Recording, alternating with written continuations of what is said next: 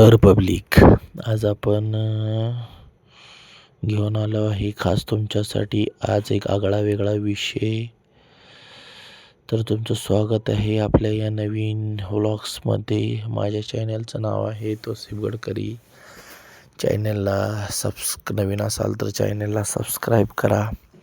आज आपण आलो होतो बालानंद मेळावा किंवा फनफेअर गेम्स मरळी कारखाना पाटण येथे कोयना दौलत महोत्सव डोंगरी महोत्सव 2026ला आज आपण भेट दिली. अनेक असं आगळं वेगळं आणि भन्नाट आणि एकदम उत्कृष्ट असं नियोजन माननीय आमदार आपल्या तालुक्याचे लोकप्रिय आमदार श्री शंभूराज देसाई साहेब यांच्या नियोजनाखाली हे एक मोठं भव्य दिव्य असं आयोजन करण्यात आलं होतं, ज्याचा ग्रामीण भागातील तसेच शहरी भागातील लोकांनी भरपूर असा आनंद घेतला.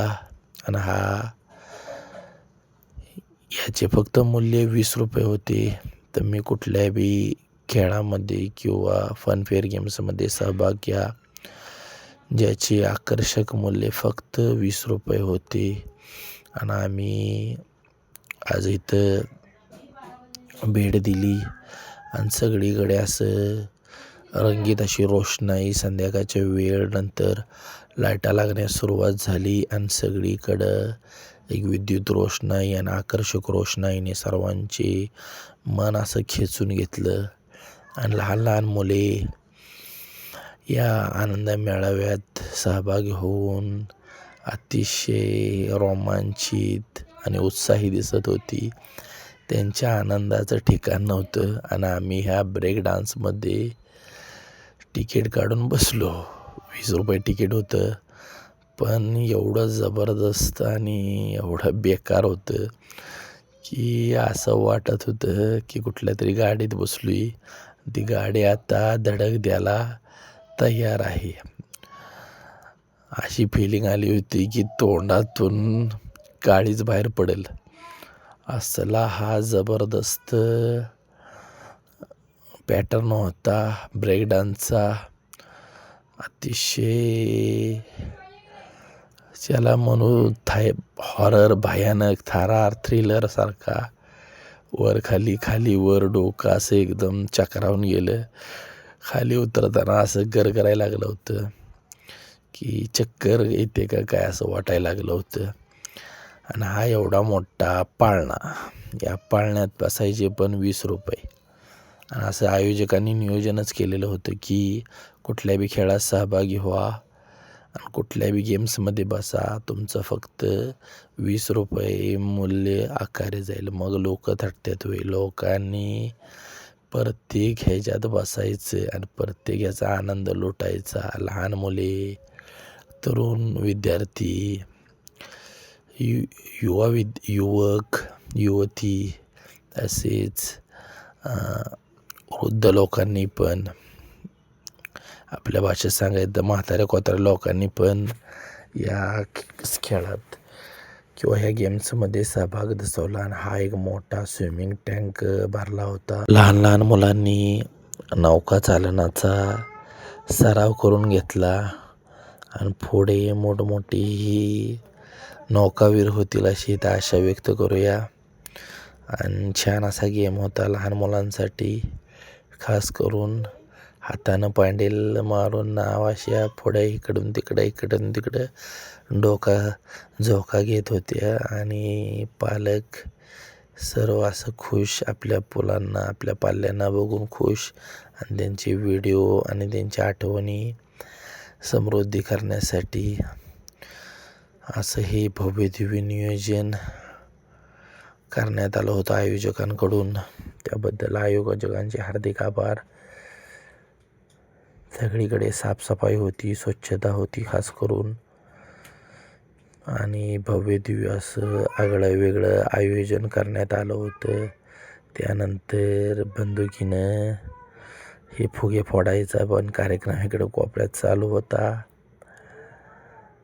आणि हे रिंगा टाकून पैसे काढण्याचा नवीन जुगाडी पद्धतीचा चालू होता. आणि हे बॉल्स वगैरे करून प्रत्येक खोक्यात एक टाकून जेवढे तुमचं काउंट असेल त्या हिशोबानं तुम्हाला बक्षीस लागणार होतं. 50 रुपये इथं फी होती. आणि साईडलाच हा चक्री पाळणा पण चालू होता. त्यामध्ये लोकांची आणि खास करून मुलींची मोठ्या प्रमाणात गर्दी झालेली पाहायला भेटली. आणि जिकडं नजर फिरवल तिकडं कुठला ना कुठला तरी गेम सुरू होता. सोबतच आईस्क्रीम आणि वडापावची मेजवानी पण सुरू होती. भरपूर लोक पाटण तालुक्यातील वेगवेगळ्या भागातून वेगवेगळ्या एरियामधून इथे एकवटलेली होती. आणि पाटणला हा एक आगळीवेगळी जत्रा भरल्याचा कार्यक्रम आणि यात्रेचं स्वरूप आलेलं होतं. आणि त्या साईडला तुम्ही पाहू शकता हॉर्स रायडिंग किंवा उंटाची सवारी पण त्या साईडला सुरू होती. आणि आगळं वेगळं यावर्षी नियोजन खूप छान केलेलं होतं आयोजन कमिटीने.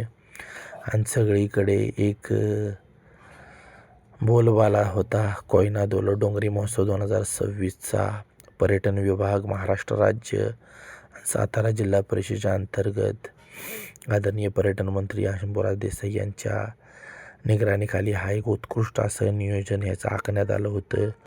आणि जम्पिंग जपॅकमध्ये मुलांनी आगळा वेगळा असा पार लोळसपर्यंत उड्या मारून मारून आनंद घेतलेला आहे. आणि छोट्या छोट्या अशा